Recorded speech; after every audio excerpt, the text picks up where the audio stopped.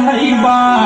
अरे बेल के गजरा उनके घर में पहनईबा।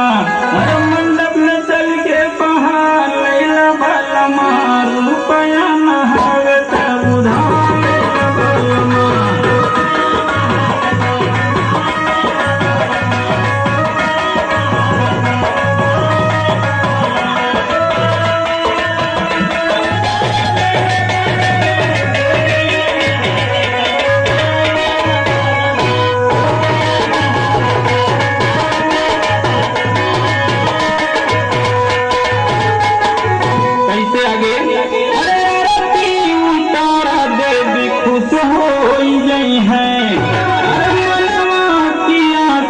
हरी माता पूजई है भाई।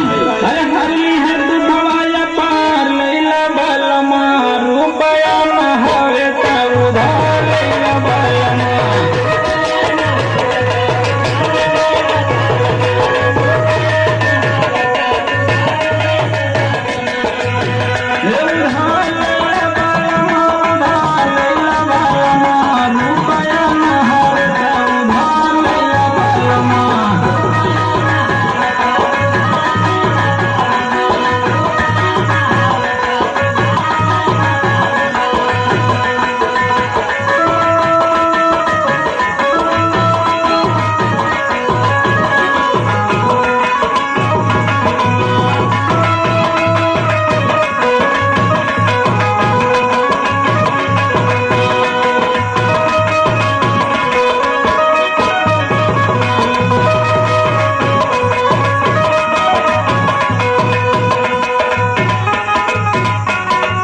औरतिया अपने राजा से कहा, तेरे राजा सुना कहाँ मिली।